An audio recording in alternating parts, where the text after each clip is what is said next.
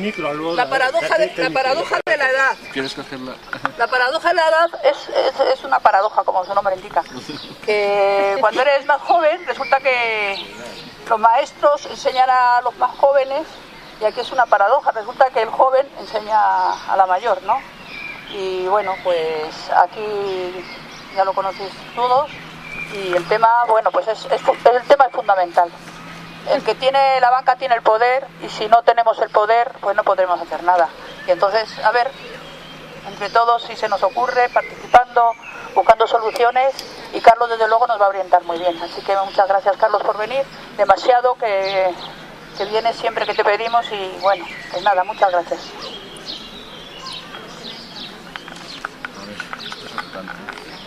Bueno, no me tenéis que dar las gracias porque yo formo parte de esto, o sea que no el que no pueda estar todas las semanas aquí no es óbice para que me considere parte de esta gente, ¿no?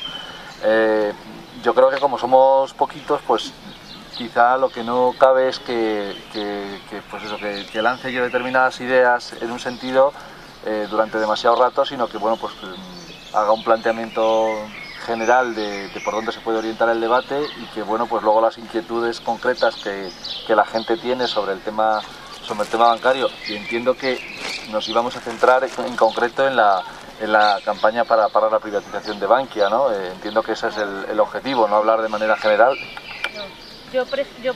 Dado que grabamos con la idea de difundir lo máximo posible, sí, lo mejor es que hagas una exposición lo más profunda que puedas, el tiempo que necesites, que es lo habitual en este rato, y después sí iniciaremos el debate. Venga, más de coloquio, lo que sea, pero lo más profundo que seguro, porque tienes todo el tiempo por claro, nosotros, que haga falta. Eso es fácil decirlo, pero a mí, como me digas que puedo hablar todo el tiempo que quiera, lo llevas claro. No te creas, podría ser superado. No digo que sea el que más hablo, pero que puedo hablar mucho, te lo puedo asegurar. O sea, no, el que más hablo no, pero vamos, pero puedo hablar mucho, ¿no? Pero entonces, si os parece, pues hacemos una exposición relacionada con el conjunto de la quiebra y la insolvencia bancaria en el Estado español y en el conjunto del mundo desarrollado. Podemos hacer una referencia también a cómo eso no ha sido ni muchísimo menos superado frente a la doctrina oficial, que nos hace ver que bueno, pues que esos nubarrones y esas tormentas ya han pasado y son fruto pues ya de algo superado, y que a partir de ahí, a partir de ese diagnóstico claramente erróneo, pues se está gestando, con las medidas económicas que se están implantando, pues se está gestando una burbuja todavía muy superior a lo que dio origen al estallido de la anterior crisis financiera, ¿no?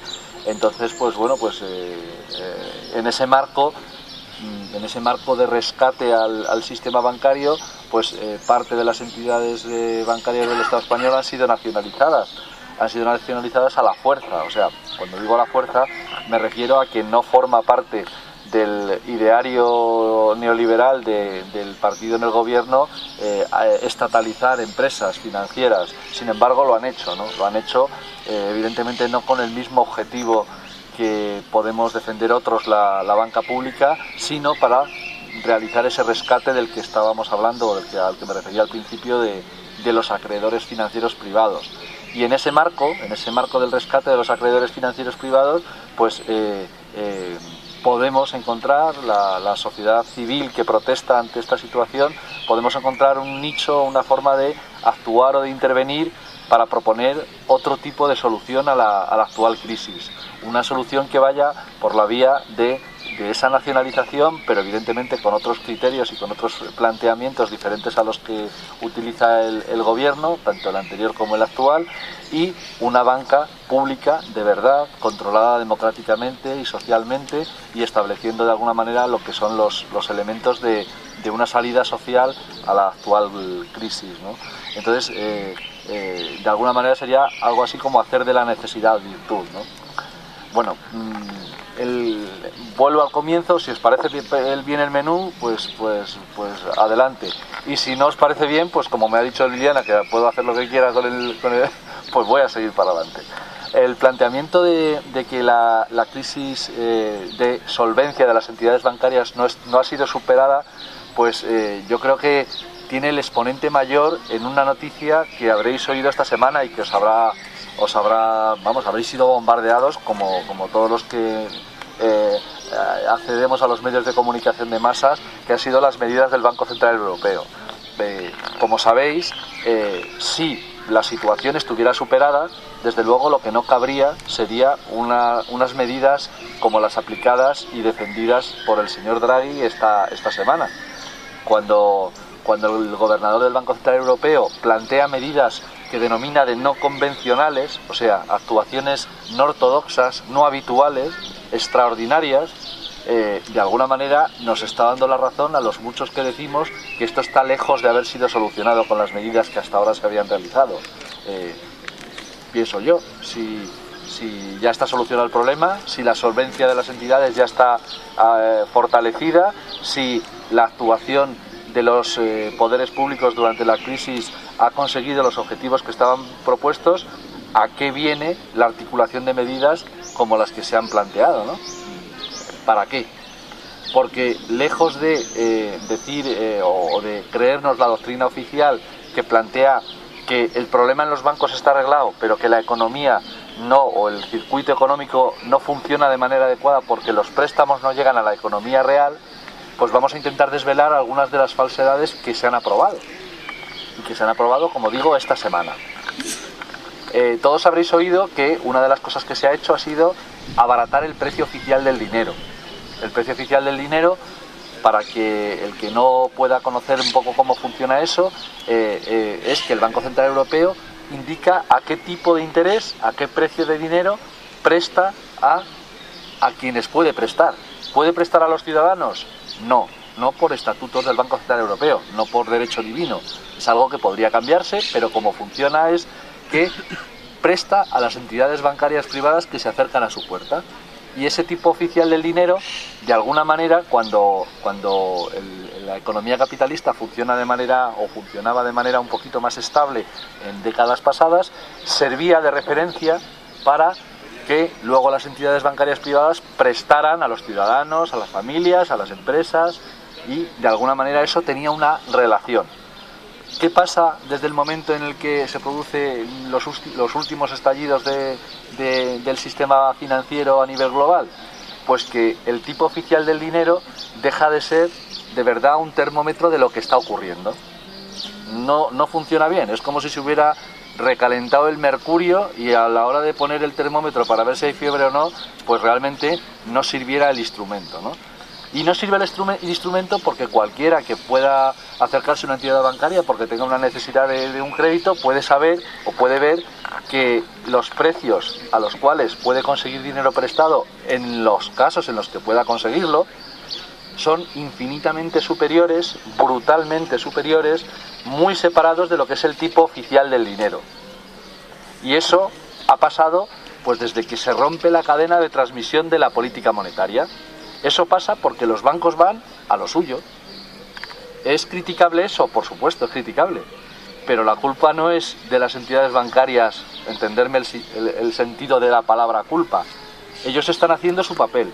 Los que no lo estamos haciendo correctamente somos el conjunto de las sociedades que nos dotamos de un banco central que teóricamente tendría que intervenir para actuar en un determinado sentido y lo que hace es abdicar, como el rey, de su responsabilidad. Abdican de su responsabilidad los bancos centrales y le dejan algo tan importante como la creación de dinero y el precio al que el dinero circula en la sociedad, se lo dejan a entidades bancarias privadas que lo que buscan es su rentabilidad a corto plazo y su solución, evidentemente no la solución de todo. Ahí es donde se gesta el principal de los problemas que tiene ahora mismo el Banco Central Europeo. Porque por más que baje el tipo de interés oficial, eso no se va a notar porque no se está notando en la economía el hecho de que hasta la semana pasada el tipo de interés oficial del dinero estaba en el 0,25%. Si alguien, evidentemente eso también beneficia a la gente que tenía préstamos anteriores. El que tenía préstamos anteriores, hipotecas anteriores y demás, por supuesto, le beneficia que el tipo de interés oficial del dinero baje. pero cuando se plantea que eso se hace para estimular crédito nuevo, pues es radicalmente falso. Es una diferencia muy sustancial. La gente puede estar muy contenta, también se hace por eso en cierta medida, para evitar estallido social, porque si en la situación en la que hemos vivido los 4 últimos años el precio oficial del dinero hubiera sido más elevado y las hipotecas se hubieran disparado, las ya concedidas, como decía antes, pues lógicamente hubiera sido insostenible para la gran mayoría de las familias de este país. Así se ha conseguido que los desahucios sangrantes que se están produciendo sigan siendo una minoría del conjunto de las hipotecas concedidas, y claro, como es una minoría, pues el sistema va pudiendo solventar el problema que eso supone. ¿Cómo? Pues como decía, bajando el tipo oficial del dinero. Pero eso, como no va a estimular nuevo crédito ni va a permitir que se produzcan nuevas inversiones, porque el tema no va relacionado con el tipo oficial del dinero. Se ha bajado al 0,15 y ya con eso, pues de alguna manera plantean que esa medida, que es una medida ortodoxa, convencional, lógica por parte de los bancos centrales, pues va a conseguir que haya proyectos de inversión que se hagan más interesantes y los capitalistas industriales empiecen a invertir como locos y a crear empleo. Eso no va a pasar, porque la rentabilidad de las inversiones que no se están haciendo no depende y no va a depender de esa bajada del tipo oficial del dinero. Cuando alguien que tenga un proyecto vaya a pedir dinero prestado, pues la media de los tipos que están dando las entidades bancarias en las nuevas operaciones supera el 7%. Con lo cual, el 7% menos el tipo de interés oficial del dinero, la verdad es que sea 0,15 o 0,25 no va a cambiar radicalmente la situación. Pero el señor Draghi ha hecho más cosas, ¿no? Ha hecho más cosas esta semana. Ha planteado además que el dinerillo que tienen ahorrado las entidades bancarias en las propias cuentas del Banco Central Europeo, los dineros que primero, por ejemplo, piden prestado al Banco Central Europeo, pero no se lo gastan dado que no dan préstamos, lo pueden dejar en una cuenta de ahorro en el Banco Central. Hasta ahora eso tenía una retribución, o sea, le pagaban por dejar el depósito una pequeña cantidad a las entidades bancarias. Bueno, lo que ha hecho Draghi ha sido decir, ahora a partir de ahora lo que vamos a hacer es cobraros. O sea, si dejáis el dinero aquí, pues os cobramos. Yo diría, bienvenidos al club, porque la gran mayoría de las cuentas corrientes de este país, la gente que tiene unos ahorrillos, no que tiene 1 millón de euros, o 100.000 o 200.000 euros en el banco, sino la gente que tiene unos saldos pequeñitos, normalmente tienen una retribución tan baja, que si le pones las comisiones que están cobrándote las entidades bancarias, resulta que también te están cobrando por tener el dinero en el banco. O sea que yo diría bienvenidos al club, porque ahora las entidades bancarias les van a cobrar por el hecho de tener el dinero, entre comillas, sin utilizar. ¿De cuánto dinero estamos hablando?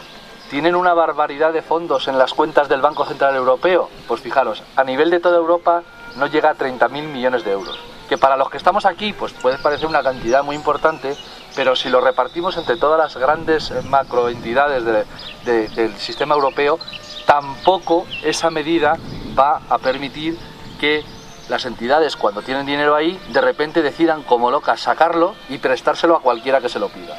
No va a ocurrir eso. Es otra salida en falso. Esa es la segunda medida, pero hay más. Las más significativas, que son de alguna manera y que demuestran de alguna manera el fracaso de las medidas anteriores y la insolvencia del sistema bancario, es lo que os voy a comentar ahora. Se ha establecido que va a haber una nueva línea de préstamos para las entidades bancarias, sujeto, diríamos, lo que han dicho los medios de comunicación y habréis oído, es sujeto a que luego se lo presten a las empresas. Eso es lo que habréis oído, supongo. No es así, no es así. Leyendo, claro, oyes la noticia y si cometes el error, que solamente lo hacen algunos frikis, yo conozco alguno, que va a mirar al Banco Central Europeo a ver qué ha sacado exactamente, pues no dice eso. Dice lo siguiente: de momento lo que pueden las entidades bancarias es obtener préstamos hasta 400.000 millones de euros en el conjunto de Europa, dependiendo no de los préstamos nuevos que den, sino de los que ya dieron. De los que ya dieron. Si es de los que ya dieron, ¿qué es lo que supone la medida de Draghi? Un nuevo rescate al sistema bancario europeo. ¿Cuánto le toca a los españoles, a las entidades bancarias españolas? 54.000 millones de euros. así, una pequeña cantidad que es, para que ponerla en relación, pues es 1,5 veces lo que se pagó por seguro de desempleo el año pasado. O sea, esa pequeña cantidad pues se le ha concedido esta semana a las entidades bancarias europeas. ¿Sujeta a qué?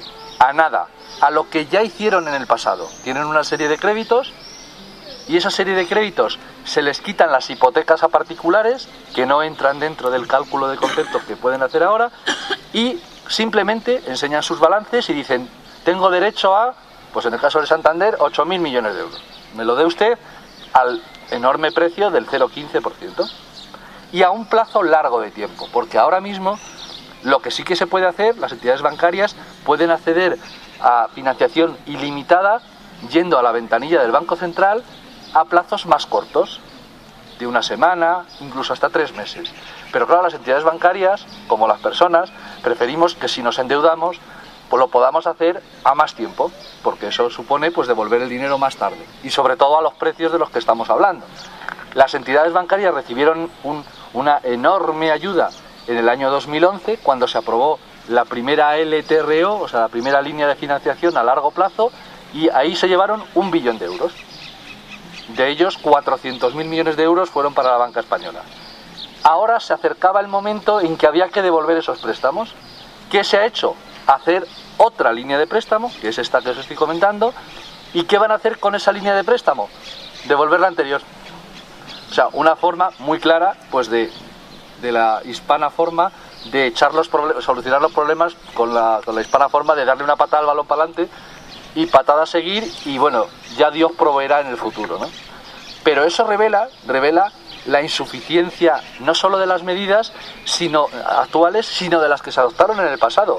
No se ha arreglado el problema de solvencia de las entidades no han generado beneficios, por más que hayan sangrado a familias y a empresas y a particulares y a todo el mundo, para poder restablecer su situación de solvencia y devolver las deudas que tenían. No han podido hacerlo.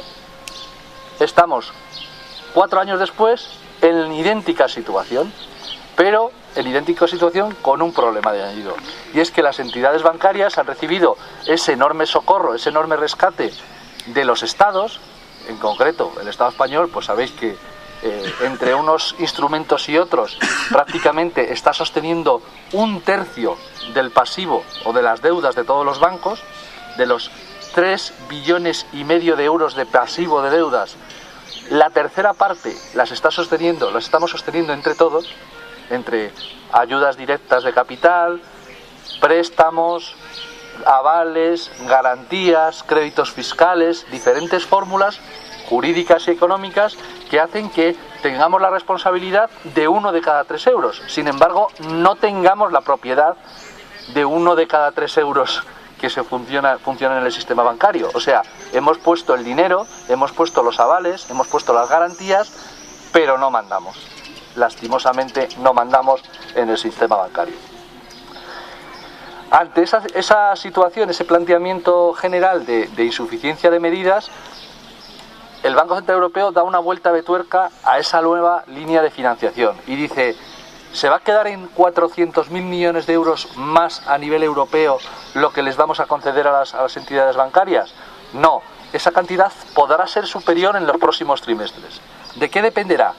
De que, en este caso sí, deis más préstamos. O sea, por eso diferencio entre el mensaje grandilocuente que se ha lanzado de que Draghi saca toda la artillería, Draghi obliga a los bancos a prestar. No. Draghi lo primero que ha hecho ha sido dar 400.000 millones de euros de todos nosotros en condiciones absolutamente disparatadas de precio, porque se lo está dando a bancos que tienen graves problemas de solvencia, y es como si va uno con una mano delante y otra detrás al Banco Central Europeo y le dan esa barbaridad de dinero al 0,15%. Eso es una locura, ¿no? Desde el punto de vista capitalista del término. Sin embargo, se ha hecho. Y eso no está vinculado a ningún tipo de crecimiento de crédito. Pero la segunda parte sí es cierta. Oculta la primera, desde el punto de vista mediático. La segunda parte dice que si prestan más, le daremos más de 400.000 millones de euros. O sea, que eso es una cosa, cuidado, si prestan más y no dice a qué precio. Lógicamente, que no se esperen los que vulgarmente llaman emprendedores, en los medios de comunicación de masas que van a poder obtener pues un préstamo en el futuro a una rentabilidad o a un precio pues parecido, con un beneficio reducido con respecto al precio oficial del dinero al cual el banco recibe el dinero. El banco, pues eso, si lo prestas al 6%, daros cuenta que lo que estaría haciendo es multiplicar al 6%, multiplicaría por 36 el precio que él ha tenido. 0,15 al 6, bueno, algo más del 36, pero vamos, números redondos. Entre el 36 y el 40%, claro, 40, en efecto, 40% redondo, con el 0,15 y el 6. La media ahora los préstamos es superior, o sea que incluso será por más. Si conocéis a algún hostelero que sea capaz de comprar una caña por medio euro, o sea, una cerveza por medio euro y venderla por 20, pues la verdad es que habrá alguno, ¿no? Pero no es lo habitual en cuanto a los márgenes comerciales, ¿no? Sin embargo, eso es lo que se está estipulando en el planteamiento, diríamos, de la línea de crédito adicional a las entidades bancarias. Como veis, al final se trata de resolver un problema de liquidez. Eso es lo que piensa el Banco Central Europeo. O sea, vamos a dar créditos para resolver este problema. Les damos mucho dinero, muchísimo, les inundamos de liquidez y a ver si así la economía empieza a rular. Sin embargo, el problema no es de liquidez, es de solvencia. Alguna vez, y algunos ya me lo habréis escuchado, la diferencia entre liquidez y solvencia. Y no tiene nada que ver una cosa con la otra. Las entidades bancarias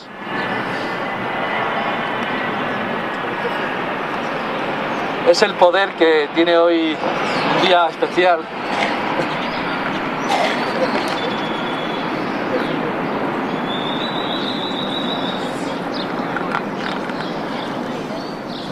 Y tienen que hacer ostentación, sí, nos cuesta una pasta el desfile que está teniendo lugar ahora en la Castellana.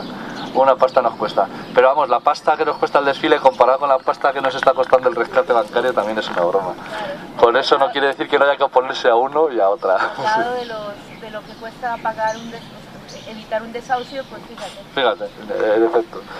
Bueno, estaba comentando que se está intentando aplicar una solución a un problema de solvencia y se están utilizando medidas para solventarlo como si fuera un problema de liquidez. Y claro, no tiene nada que ver. Por lo tanto, al diagnosticar erróneamente la enfermedad, pues el resultado de la medicina aplicada pues no es bueno. No es bueno y no ha sido bueno.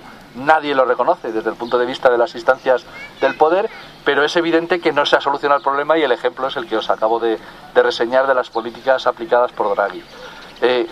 ¿Por qué hay un problema de solvencia? Hay un problema de solvencia porque las entidades bancarias no están adecuadamente capitalizadas. O sea, ¿eso qué quiere decir? En palabras llanas, que los accionistas privados no ponen el suficiente dinero. No lo ponen. Prefieren utilizar un argumento que cualquiera puede entender. A la hora de poner dinero en una empresa para intentar sacar una rentabilidad, prefiero, en vez de poner mi dinero, que corre riesgo de ser perdido en cualquier negocio, pedirlo prestado. Pido mucho dinero prestado y pongo poco. Así obtengo una rentabilidad en porcentaje muchísimo mayor. Pero también al mismo tiempo tengo un riesgo muchísimo mayor. Porque si llegan mal dadas y tengo pérdidas, las pérdidas se comen muy deprisa el poco dinero que he puesto. La gran dificultad para una empresa que actúa de esa manera y tiene además la característica de ser un banco es que una gran parte de las deudas que tiene y del dinero que utiliza y que pide prestado no es a grandes instituciones financieras, no es a grandes fondos de inversión y fondos de pensiones y grandes ahorradores, que también es que la gran mayoría de las deudas las tiene con los depositantes, con los pequeños ahorradores, con la gente que pone un poquito de dinero o porque cobra su pensión o su nómina por esa entidad bancaria. Los depósitos de los ahorradores. De alguna manera lo que se hace es que con los ahorros de la sociedad se juega a la ruleta rusa. Y cuando se pierde, el problema es que no les apetece, no les parece adecuado reconocer la pérdida. O sea, en este caso, la situación que se dio durante toda la década de los años 2000, a partir de nuestra entrada en el euro, es que había un dinero más barato que antes para poder hacer inversiones, e hicieron inversiones erróneas, inversiones que no son capaces de generar un rendimiento, un beneficio para devolver las deudas que han sido contraídas. Y eso se llama quiebra. Eso, cuando tú lo reconoces, se llama quiebra. Y eso no se arregla dando préstamos. Si tú le das más préstamos al quebrado, tú lo que haces es desplazar el tema hacia adelante. Pero las pérdidas, o sea, las quiebras, la única manera de solucionarlas es reconociendo las pérdidas y poniendo el capital necesario para asumir esas pérdidas, dejando de pagar a algunos acreedores, y como hacen las empresas que no son financieras. Sin embargo, los bancos no actúan así. ¿Por qué no quieren? Hombre, porque no quieren y porque tienen un poder enorme que les impide o que les permite no actuar así. Los que primero ayudan para que no se reconozcan problemas de insolvencia en las entidades bancarias son, lógicamente, los gobiernos. Porque los gobiernos son los que, de alguna manera, están sancionando, haciendo positiva la actuación de las entidades bancarias. Ningún gobierno puede consentir que una entidad bancaria se vaya a la ruina y no pague a sus depositantes. Porque la gente, además de mirar a los dueños de los bancos, que también los miraríamos con un poquito de odio y un poquito de cabreo, miraríamos también de manera con bastante cabreo, ¿a quién? Pues a los gobiernos. O sea, si en el momento actual de la crisis alguna entidad bancaria cae y no es rescatada por el gobierno, ¿qué pasaría? Pues que el conjunto de la sociedad se volvería también contra los gobiernos, lógicamente. ¿Por qué? Porque la pretendida solvencia de las entidades está amparada únicamente en el sostén público que le damos a las mismas. Sin el funcionamiento del Banco Central Europeo por un lado y de los Estados-nación por otro, las entidades bancarias privadas no podrían operar ni siquiera un día en el momento actual. Cuando no estábamos en un momento tan crítico de la crisis, no podían operar más de una semana. O sea, estamos hablando de que en ningún caso hay posibilidad de camino autónomo por parte de las entidades bancarias privadas. No es un tema de ideología política, que yo evidentemente la tengo, es un tema puramente matemático. Las entidades bancarias se están beneficiando de unos recursos, los recursos de los ahorradores, los ahorros de la sociedad, que pagan muy poquito por ellos, lo decía antes, son muy baratos. ¿Y por qué son tan baratos? ¿Por qué pagan tan poco? Pues pagan tan poco, entre otras cosas, y los ciudadanos lo admiten, porque existe esa garantía estatal a los depósitos.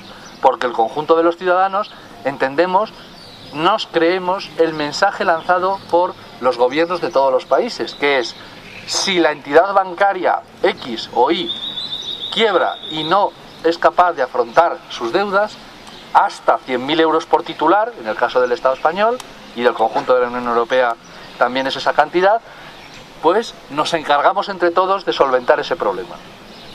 Por eso, precisamente, ante la existencia de ese seguro, las entidades bancarias se pueden permitir el lujo de pagar muy poco por los depósitos, porque lo que estás haciendo de esa manera es establecer una especie de seguro de riesgo. Y ese seguro de riesgo es el que tiene absolutamente coartada la posibilidad de actuación libre por parte de cualquier gobierno. Ese seguro de riesgo es el que permite que las entidades bancarias, aparte de hacer ese negocio mucho mayor con los ahorros de la sociedad, si vienen mal dadas, pueda adoptar una posición de absoluta chulería, si me permitís la expresión, que es la que tienen las entidades bancarias cuando se reúnen con los gobiernos. En el caso concreto del gobierno español hay fotos absolutamente tremendas, ¿no?, durante estos últimos años, y en las que se le dicta al gobierno de una manera bastante clara por dónde tienen que ir sus normativas legales en los próximos meses. Cuando las entidades bancarias necesitaron que se blindaran unos activos fiscales que las entidades tenían en riesgo de poder no ser consideradas como capital principal, pues las entidades bancarias dijeron y el gobierno hizo. Pasó un tiempo, debatieron, lucharon unos, a ver si te doy un poquito más, a ver si te doy un poquito menos, pero el resultado del partido estaba cantado desde el primer minuto. ¿Por qué? Porque si las entidades bancarias simplemente bajan los brazos, el problema no es solo financiero, también se convierte en un problema político. Ante esa situación, los las medidas que no van ligadas a aportar capital para reconocer las pérdidas que se han producido y solamente a medidas de liquidez y a buscar ganar tiempo, pues como podemos imaginarnos, no suponen ningún tipo de avance, no arreglan el problema. Si una entidad bancaria tiene un montón de muertos en sus balances contables, porque no ha reconocido que determinados préstamos jamás los podrá cobrar en su integridad.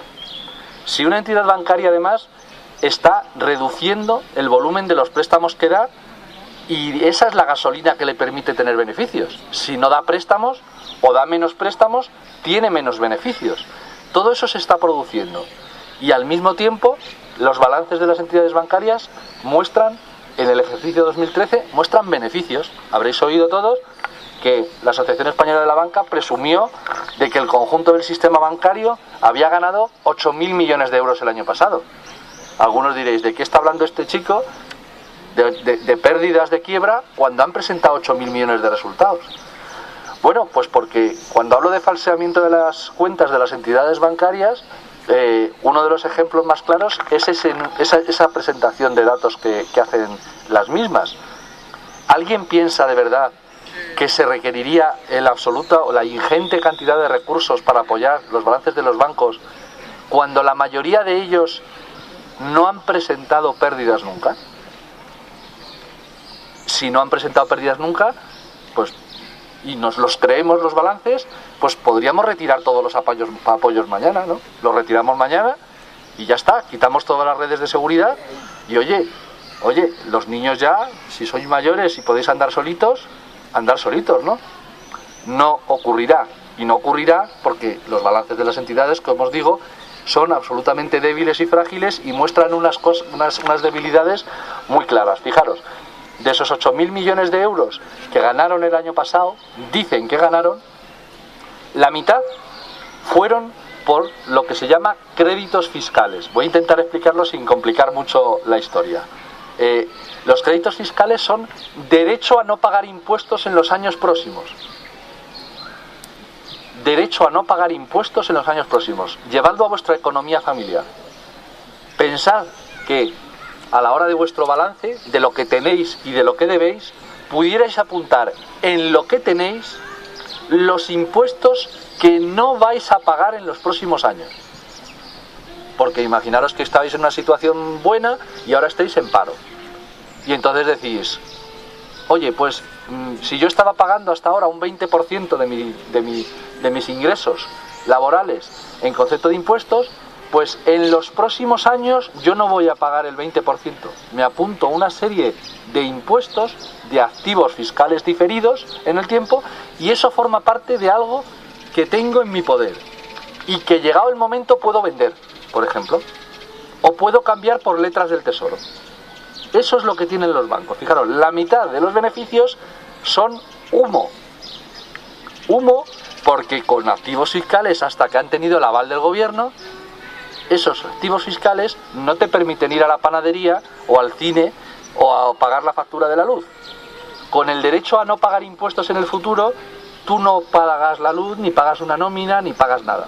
Claro, por eso los bancos lo que han pedido ha sido que eso, que era un derecho que les interesaba mucho tener en su balance, además se convirtiera, bajo determinados supuestos, en títulos de deuda pública que se les entreguen. Ese es el Real Decreto 28/2013 aprobado el año pasado. Una absoluta vergüenza para todos los ciudadanos, porque ese Real Decreto pasó sin pena ni gloria, salvo para los frikis esos que lo miran mucho, y estamos hablando de 40.000 millones de euros. En el momento actual, según las cuentas de los bancos, hay 40.000 millones de euros que podrían convertirse en deuda pública mañana. ¿Bajo qué supuestos? Pues uno muy sólido, que las entidades bancarias lo pidan. Una cosa muy... Simplemente, no lo van a pedir mañana, porque les basta con tener el Real Decreto que se les permite pedirlo, ¿vale? Es una forma, el dinero no hace falta, no lo necesitan en su poder. Necesitan que esté clarificada la legislación para que cuando lo necesiten, lo tengan. Y eso es una carga más sobre el conjunto de la ciudadanía, porque esa carga no está en las estadísticas de deuda pública. O sea, no veréis en la deuda pública una partida de posibles compromisos por créditos fiscales, ni tampoco por aval a los depósitos de los bancos, tampoco por avalar las garantías de la deuda que emiten las entidades bancarias. Todos esos son pasivos contingentes, o sea, que podrán caernos encima o no, pero de momento nos están afectando, claro. Nos afectan hasta el punto de que todo eso tiene enorme relación con las actuaciones de recorte social que todos conocemos. No viene de milagro la situación tan dramática que se puede sufrir en los sectores sociales. Tiene que ver fundamentalmente con este tipo de operación. Claro, estas operaciones al final, incluso realizando todo este tipo de apoyos, no han podido evitar que haya entidades bancarias que no hayan aguantado, fundamentalmente cajas de ahorro. ¿Estaban peor las cajas que los bancos? No, contablemente es claro que no. Han tenido incluso exigencias mayores en cuanto a obligación de capital. Pero con eso no es culpa la actuación de las cajas de ahorro. Estaban en la ruina, exactamente igual que el resto de los bancos. Las cajas de ahorro que han sido nacionalizadas, pues el exponente máximo, Bankia. Como todos sabéis, Bankia, o bueno, muchos seguramente sabéis, Bankia es el resultado de la unión de 7 cajas de ahorro, más pequeñas, unas, y 2 más fuertes, que eran Bancaja y sobre todo Caja Madrid. Esas 7 cajas de ahorro, llegado el 2010, ven que tienen una situación de absoluta ruina. ¿Qué hacen? Lo reconocen abiertamente, dicen, afrontan el pasivo que tienen que afrontar o que tienen que resolver. No, simplemente lo ocultan y se juntan intentando al mismo tiempo, en el momento del proceso de fusión, meter toda la mierda debajo de la alfombra. El problema es que la mierda es tanta que es que la alfombra, pues es que llega a una altura que es que, vamos, que no se puede disimular. Estamos hablando de que en el balance de fusión las cajas que formaban parte de Bankia escondieron, o sea, metieron debajo de la alfombra la friolera de casi 7.000 millones de euros. Estamos hablando de... Lo hicieron además de manera legal, que es lo peor. O sea, lo que hicieron fue, en vez de reconocer en la cuenta de explotación, en su balance de ingresos y gastos, que tenían muchísimos más gastos que ingresos y tenían un agujero muy gordo, optaron por una cosa que es muy fácil y además es legal. Voy a poner un ejemplo en términos familiares para ver si soy capaz de explicarlo. Imaginaros una pareja que tienen unos ingresos laborales de 2.000 euros y unos gastos, pues por la alimentación, por la hipoteca y todo, de 1.000. Su cuenta de explotación diría que tienen 1.000 euros de beneficio, con lo cual, en principio, no están en una situación ni de solvencia ni de tener problemas. Pero claro, acuerdan entre los dos que los gastos extraordinarios de irse al bingo, pues esos no pasen por la cuenta de explotación. Son gastos extraordinarios y en vez de apuntarlos en la cuenta de explotación, directamente van con la tarjeta al banco y sacan dinero de la cuenta, de sus ahorros. Claro, si lo del bingo es poquita cosa, pues no hay mucho problema. La cuenta de explotación y lo otro, pues no supone una fuerte distorsión. Si lo del bingo son 3.000 al mes, el problema es que los pretendidos beneficios que tiene esa familia se están evaporando. Y entonces luego llega alguien y dice, pero no me lo puedo explicar. 2.000 euros de ingresos, 1.000 euros de gastos. Oye, la cuenta no puede estar en números rojos. Y cada vez más en números rojos. Y entonces alguno dice, oiga usted, es que si usted lo que no pasa por la cuenta de explotación lo lleva directamente y va directamente a la cuenta y retira los fondos y eso no lo apunta ahí, eso es lo que hacen las entidades bancarias, lógicamente, pues tiene usted un problema. Ha ganado usted mucho dinero, 8.000 millones, perdone usted, mire el otro lado de los estados financieros de las entidades bancarias. Además de mirar la cuenta de explotación, mire usted lo que pasa con el patrimonio, o sea, con la cuenta de ahorro de la familia. ¿Qué pasa con la cuenta de ahorro de las entidades bancarias en los últimos años? Que cada vez tiene menos, Con lo cual, la pretendida historia de que, primero, que ganan dinero, segundo, que ese dinero es sano desde el punto de vista de cómo lo están ganando, pues se rompe por la base.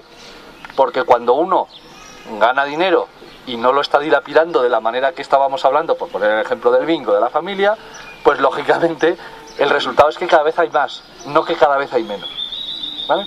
Estamos hablando de cosas que hacen desde el punto de vista legal aceptadas por el Banco de España, aceptadas por las auditoras privadas que revisan las cuentas de las entidades bancarias, aceptada por los partidos políticos que forman parte de las estructuras que en su momento de cajas de ahorro han participado incluso de puestos como el de la vicepresidencia de Caja Madrid. Toda la culpa no se la podemos echar a Rodrigo Rato. No, es que hay que echársela a todos los que estuvieron y participaron en esa enorme falsedad contable que supuso la aparición de Bankia. Pero claro, aparece Bankia, se le dan ayudas públicas y no fue suficiente. Con eso no fue suficiente. 2 años más tarde, Bankia explota y tenemos que nacionalizarla inyectando directamente 22.424 millones de euros. Una verdadera barbaridad de fondos.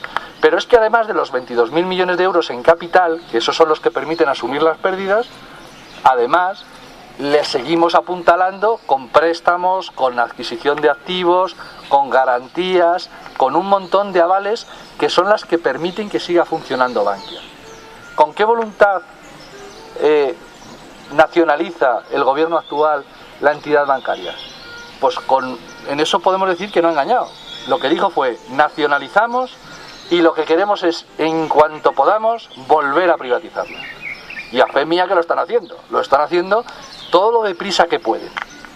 Han metido una paletada de millones de todos nosotros y ahora dicen: vamos a ver si conseguimos ir vendiéndola por trozos. Y para eso están utilizando un mecanismo absolutamente abyecto, que son los mercados bursátiles. Bankia cotiza en bolsa, pero tiene un montón de millones de acciones. Tengo por ahí la cantidad, pero tiene 18 ceros de acciones. Porque tiene tantos ceros porque hay tantas acciones, porque las acciones valen tan poquito, ¿vale? Que bueno, pues que hay una porrada de millones de acciones. ¿Qué pasa? Que casi ninguna está cotizando libremente en el mercado. La gran mayoría son del Estado, a través del Fondo de Reestructuración Ordenada Bancaria.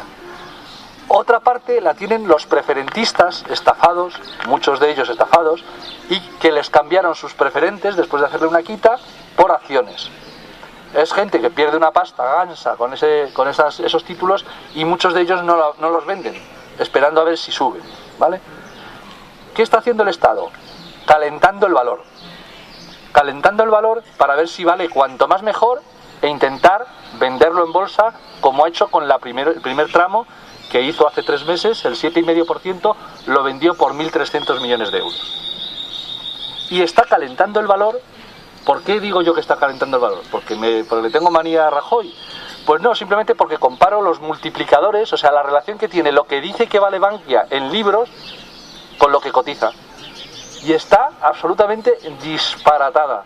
O sea, si Bankia cotizara al mismo nivel de ratios que un banco bastante poderoso, que también está en la ruina, que es el Deutsche Bank, por ejemplo, alemán, pues Bankia tendría que, si cotizara, digamos, a los mismos ratios que Deutsche Bank, tendría que cotizar a la tercera parte. Es así, son números puros y duros, o sea, pero matemática simple. ¿Por qué el Estado está intentando calentar el valor de Bankia? Pues un tema, pues simplemente publicitario.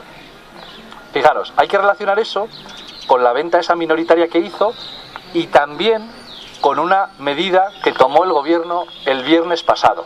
No sé si oísteis, ¿sois adictos a las comparecencias de Soraya Sáenz de Santa María? Os veo cara de que sí, que sois gente de la que no os perdéis una, de Soraya. Bueno, pues Sorayita dijo el otro día que el rescate del MEDE, del Mecanismo Europeo de Estabilidad, que sirvió entre otras cosas para recapitalizar Bankia, que íbamos a devolver un tramo por anticipado. 1.000 millones de euros. 1.300 millones, que es lo mismo que se obtuvo por lo de Bankia. Por eso os digo que tiene relación. Es una medida publicitaria y absolutamente lógica desde el punto de vista económico. Fijaros, es un préstamo que tiene muchos problemas por otras cosas, ¿vale? Sobre todo por tema político. Pero las condiciones financieras son de pagar un poquito menos del 0,5% en el momento actual. Y es un préstamo a muy largo plazo. Y encima además que no hay que devolver los plazos en el momento actual porque tiene un periodo de carencia. Entonces un préstamo en esas condiciones que no te obligan a devolver inmediatamente y que estás pagando un poco menos del 0,5%, dice Soraya, con 2 cojones, aquí pago 1.300 millones de vuestro dinero. ¿Lo tiene Soraya? No, Soraya lo que ha hecho ha sido ir el Tesoro Público, emitir deuda pública la semana pasada, es verdad que al 3%, el cálculo ahí económico no la ayuda mucho, pero ella no lo dijo en la rueda de prensa y nadie se lo preguntó. Entonces, pues bueno, hacha Castilla.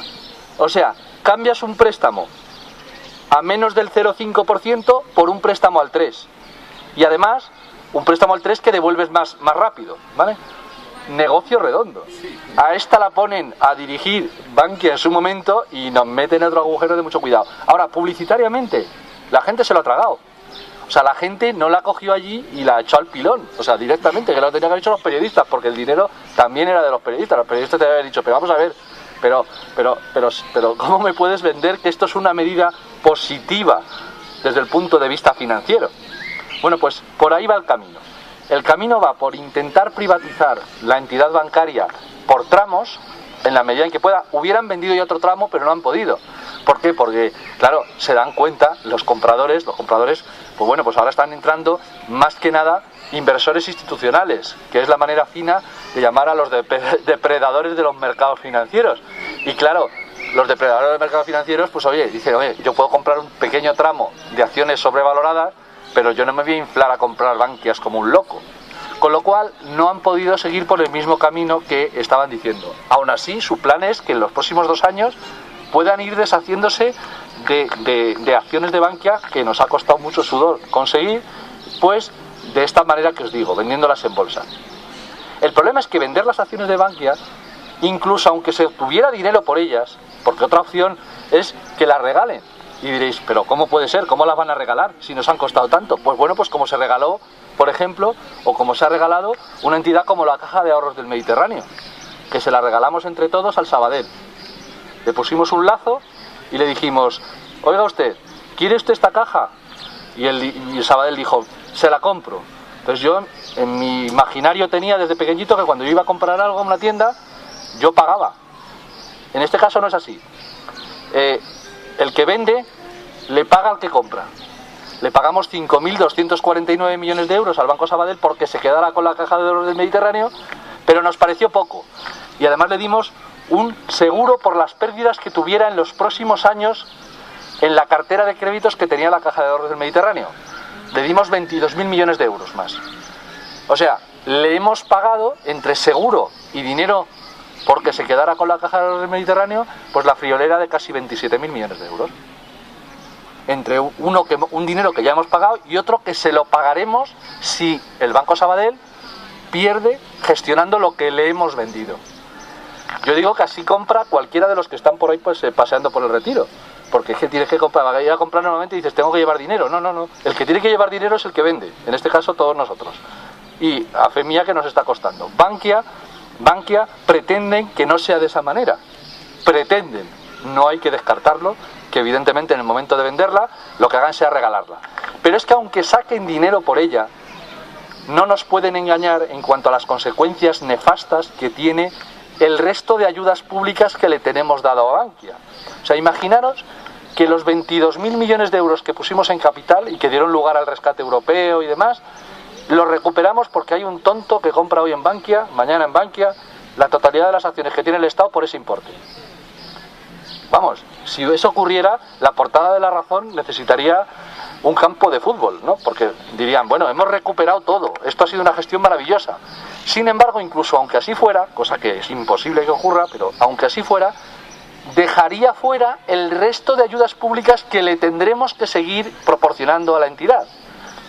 ¿Qué ayudas públicas son esas? Pues fijaros, además de esos 22.000 millones de euros, nosotros estamos avalando emisiones de deuda que ha hecho Bankia.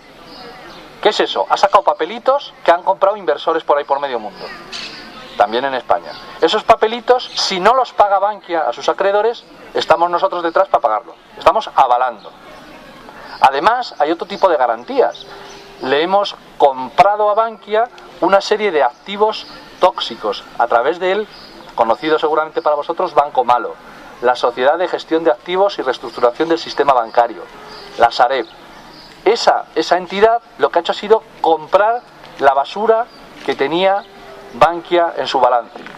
Y la ha comprado y la ha pagado con títulos de deuda avalados por todos. Con lo cual, las pérdidas que suponga esa gestión, evidentemente recaerán sobre nosotros. Y todo eso, venda o no venda el Estado, todo eso nos lo tragamos nosotros. Los avales nos lo tragamos. La garantía, los depósitos, nos la tragamos. Los créditos fiscales de Bankia, nos los tragamos. ¿Todo eso cuánto suma? 147.000 millones de euros a 31 de diciembre del 2013. O sea, aunque vendiéramos por el máximo de capital que hemos inyectado, seguiríamos teniendo el riesgo absolutamente descomunal 7 veces esa cantidad y lo seguiríamos soportando entre todos. ¿Para qué vender? No tiene, si de verdad es el negocio que nos dicen que es, una entidad bancaria saneada con el dinero público, lo que tendríamos que hacer es ponerla a funcionar en beneficio del conjunto de la sociedad. Y si hay beneficios, tendrían que reportar pues en la mejora de las condiciones del presupuesto general de las administraciones públicas, pues para tener más dinero para pensiones, para sanidad o para educación. Tendría toda la lógica. Más que cuando ya hemos saneado la entidad bancaria, la vendamos y sigamos soportando el riesgo que supone esa entidad. Porque esa entidad, pasado mañana, vuelve a tener un problema y volverá a ser rescatada con dinero público. Volverá a ocurrir. Con lo cual, hay otra forma de actuar en una crisis bancaria y el ejemplo de Bankia es manifiesto, es un ejemplo muy claro. Se puede optar por mirar y buscar los intereses generales o por satisfacer los intereses de las élites. ¿En qué estadio estamos en el momento actual? Pues desde que empezó la crisis financiera, lo único que se ha pretendido ha sido salvarle el culo a los acreedores privados y a las élites que controlaban las entidades bancarias. Y seguimos en ese proceso. Seguimos en el proceso de salvar a los acreedores privados y a los accionistas, evidentemente, de las entidades bancarias, a costa del conjunto de los ciudadanos. El ejemplo de Bankia puede servirnos para poner un stop y parar algo que bueno, pues es un ejemplo. También al mismo tiempo que se está haciendo lo de Bankia, se está por el camino rápido intentando privatizar Catalunya Caixa. Catalunya Caixa, fijaros, estamos hablando de una entidad que es más pequeña que Bankia. Es la cuarta parte, para que os hagáis una idea. Pero es la cuarta parte y es una entidad poderosa. ¿Qué se está haciendo? Regalándola por trozos. Eso es lo que se está haciendo. Y además con un absoluto disimulo por parte del conjunto de los medios de comunicación. Prácticamente nos queman las manos e intentamos deshacernos de ella, pues eso, rápidamente. Se están vendiendo hipotecas, con carteras de hipotecas globales, pues a un 50% de su valor facial. Y lo están haciendo, ¿por qué? Pues porque quien lo compran son fondos de inversión que necesitan gasolina para incrementar sus beneficios. Fondos de inversión que os podéis imaginar que entre sus gestores y entre sus accionistas pues no está la gente que viene a este tipo de actos, ¿vale? Y esas élites son las que están negociando y pasteleando el rescate y además la salida del rescate por una determinada vía. Hay otra forma, pero para eso tenemos que tener otra correlación de fuerzas que evidentemente hoy hay que reconocer que no tenemos, ¿no? Hay una conciencia general que desde lo público no se puede gestionar de manera adecuada ni una entidad financiera ni un hospital. Pero claro, los que tienen esa percepción son los que se quieren aprovechar y vampirizar el conjunto de los bienes públicos. Y por eso hay una necesidad de convencer, primero explicando de manera pedagógica, que eso no sé si siempre somos capaces de hacerlo cuando hablamos de temas económicos y temas financieros, pero es fundamental, explicando de manera clara que lo financiero y el ámbito financiero debe formar parte de los bienes comunes, de los bienes públicos, de los bienes protegidos, y por lo tanto no se puede pensar que sea solamente el termómetro de la rentabilidad económica lo que guíe la actuación del Estado cuando se enfrenta a dificultades en estas situaciones. Y cuando se plantea que hay un sector financiero absolutamente hipertrofiado y lo que planteamos para su solución es inyectar enormes cantidades de dinero público, garantizar los compromisos de los acreedores privados y dejar la situación en la casilla de salida para que se vuelvan a cometer las mismas tropelías, pues evidentemente algunos consideramos que no vamos por buen camino. creo que, bueno, pues quizá a lo mejor, no sé cómo voy de tiempo, pero quizá a lo mejor podría ser adecuado ya que dejara paso a que pudiéramos debatir, ¿no? Pero el tema fundamental es que la Plataforma por una Banca Pública está buscando digamos, apoyo y colaboración en una campaña masiva que intentemos que sea pues muy extendida, utilizando como palanca lo que ha ocurrido con Bankia, que es una más, aunque muy significativa, dentro de todo lo que ha pasado en el conjunto del sistema bancario. ¿Y para qué? Pues para plantear, primero, que Bankia debe ser pública, que Bankia debe ser otro tipo de banca pública, que no nos pueden relacionar de forma directa con lo que ha pasado en determinadas cajas de ahorro, que evidentemente es algo que hemos denunciado, y no lo hemos denunciado ahora, que hay gente que forma parte de nuestra plataforma que lleva ya, iba a decir, décadas, en efecto, décadas, luchando precisamente por ese mal funcionamiento y protestando por ese mal funcionamiento corporativo de entidades como Caja Madrid, ¿no? Entonces, ese tipo de actuaciones, evidentemente, cayeron en saco roto.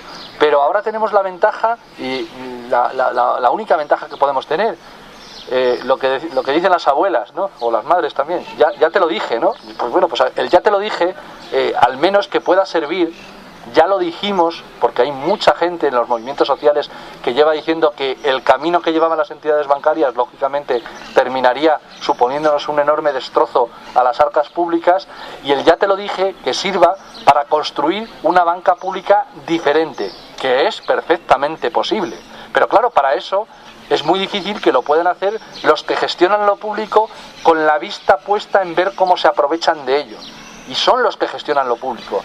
Difícilmente podemos obtener un buen resultado desde el punto de vista de las necesidades del conjunto de los ciudadanos si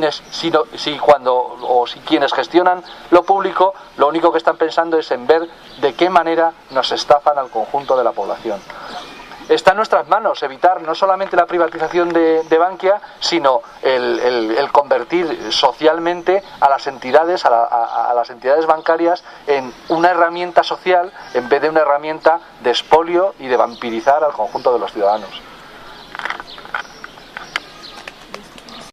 Claro. No te creas, podría ser superado.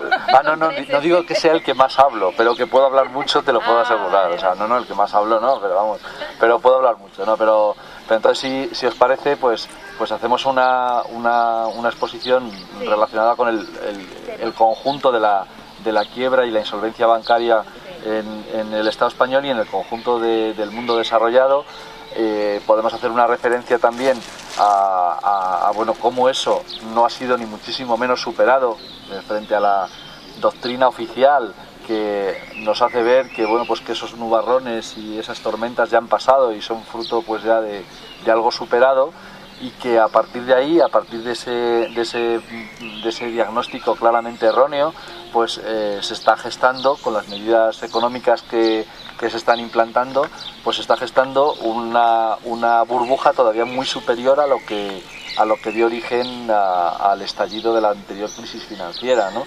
Entonces, pues bueno, pues en ese marco de rescate al sistema bancario, pues parte de las entidades bancarias del Estado español han sido nacionalizadas a la fuerza. O sea, cuando digo a la fuerza me refiero a que no forma parte del ideario neoliberal del partido en el gobierno estatalizar empresas financieras. Sin embargo, lo han hecho, ¿no? Lo han hecho evidentemente no con el mismo objetivo que podemos defender otros la banca pública, sino para realizar ese rescate del que estábamos hablando, o al que me refería al principio, de los acreedores financieros privados. Y en ese marco del rescate de los acreedores financieros privados, pues podemos encontrar la sociedad civil que protesta ante esta situación, podemos encontrar un nicho, una forma de actuar o de intervenir para proponer otro tipo de solución a la actual crisis. Una solución que vaya por la vía de esa nacionalización, pero evidentemente con otros criterios y con el sentido de la palabra culpa. Ellos están haciendo su papel. Los que no lo estamos haciendo correctamente somos el conjunto de las sociedades, que nos dotamos de un banco central que teóricamente tendría que intervenir para actuar en un determinado sentido y lo que hace es abdicar, como el rey, de su responsabilidad. Abdican de su responsabilidad los bancos centrales y le dejan algo tan importante como la creación de dinero y el precio al que el dinero circula en la sociedad, se lo dejan a entidades bancarias privadas que lo que buscan es su rentabilidad a corto plazo y su solución, evidentemente no la solución de todos. Ahí es donde se gesta el principal de los problemas que tiene ahora mismo el Banco Central Europeo, porque por más que baje el tipo de interés oficial, eso no se va a notar porque no se está notando en la economía el hecho de que hasta la semana pasada el tipo de interés oficial del dinero estaba en el 0,25%. Si alguien, evidentemente eso también beneficia a la gente que tenía préstamos anteriores. El que tenía préstamos anteriores, hipotecas anteriores y demás, por supuesto, le beneficia que el tipo de interés oficial del dinero baje. Pero cuando se plantea que eso se hace para estimular crédito nuevo, pues es radicalmente falso. Es una diferencia muy sustancial. La gente puede estar muy contenta, también se hace por eso en cierta medida, para evitar estallido social, porque si en la situación en la que hemos vivido los 4 últimos años el precio oficial del dinero hubiera sido más elevado y las hipotecas se hubieran disparado, las ya concedidas, como decía antes, pues lógicamente hubiera sido insostenible para la gran mayoría de las familias de este país. Así se ha conseguido que los desahucios sangrantes que se están produciendo sigan siendo una minoría del conjunto de las hipotecas concedidas y claro, como es una minoría, pues el sistema va pudiendo solventar el problema que eso supone. ¿Cómo? Pues como decía, bajando el tipo oficial del dinero. Pero eso, como no va a estimular nuevo crédito ni va a permitir que préstamos no lleguen a la economía real, pues vamos a intentar desvelar algunas de las falsedades que se han aprobado. Y que se han aprobado, como digo, esta semana. Todos habréis oído que una de las cosas que se ha hecho ha sido abaratar el precio oficial del dinero. El precio oficial del dinero, para que el que no pueda conocer un poco cómo funciona eso, es que el Banco Central Europeo indica a qué tipo de interés, a qué precio de dinero presta a quienes puede prestar. ¿Puede prestar a los ciudadanos? No, no por estatutos del Banco Central Europeo, no por derecho divino. Es algo que podría cambiarse, pero como funciona es que presta a las entidades bancarias privadas que se acercan a su puerta. Y ese tipo oficial del dinero, de alguna manera, cuando la economía capitalista funcionaba de manera un poquito más estable en décadas pasadas, servía de referencia para que luego las entidades bancarias privadas prestaran a los ciudadanos, a las familias, a las empresas, y de alguna manera eso tenía una relación. ¿Qué pasa desde el momento en el que se producen los últimos estallidos del sistema financiero a nivel global? Pues que el tipo oficial del dinero deja de ser de verdad un termómetro de lo que está ocurriendo. No funciona bien, es como si se hubiera recalentado el mercurio y a la hora de poner el termómetro para ver si hay fiebre o no, pues realmente no sirviera el instrumento, ¿no? Y no sirve el instrumento porque cualquiera que pueda acercarse a una entidad bancaria porque tenga una necesidad de un crédito puede saber o puede ver que los precios a los cuales puede conseguir dinero prestado en los casos en los que pueda conseguirlo son infinitamente superiores, brutalmente superiores, muy separados de lo que es el tipo oficial del dinero. Y eso ha pasado pues desde que se rompe la cadena de transmisión de la política monetaria. Eso pasa porque los bancos van a lo suyo. ¿Es criticable eso? Por supuesto, es criticable. Pero la culpa no es de las entidades bancarias, entenderme los planteamientos diferentes a los que utiliza el gobierno, tanto el anterior como el actual, y una banca pública de verdad, controlada democráticamente y socialmente y estableciendo de alguna manera lo que son los elementos de una salida social a la actual crisis, ¿no? Entonces, de alguna manera sería algo así como hacer de la necesidad virtud, ¿no? Bueno, vuelvo al comienzo. Si os parece bien el menú, pues adelante. Y si no os parece bien, pues como me ha dicho Liliana, que puedo hacer lo que quiera con el pues voy a seguir para adelante.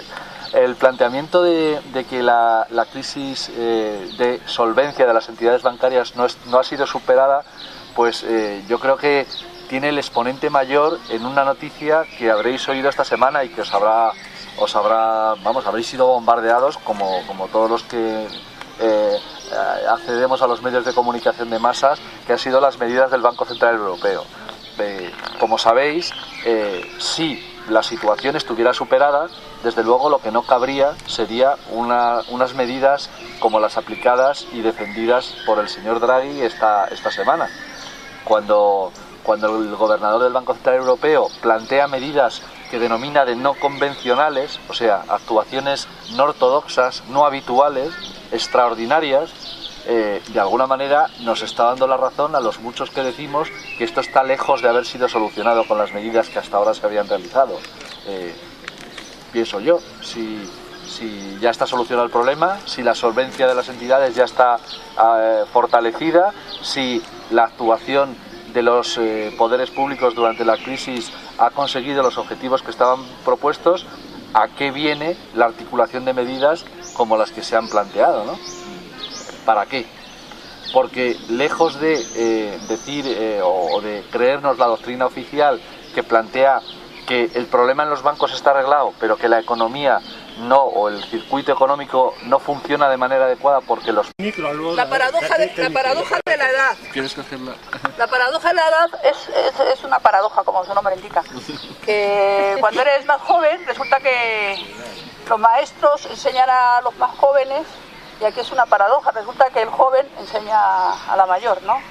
Y bueno, pues aquí ya lo conocéis todos, y el tema, bueno, pues el tema es fundamental. El que tiene la banca tiene el poder, y si no tenemos el poder, pues no podremos hacer nada.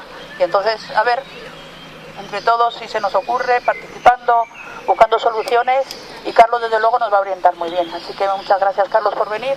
Demasiado que vienes siempre que te pedimos, y bueno, pues nada, muchas gracias.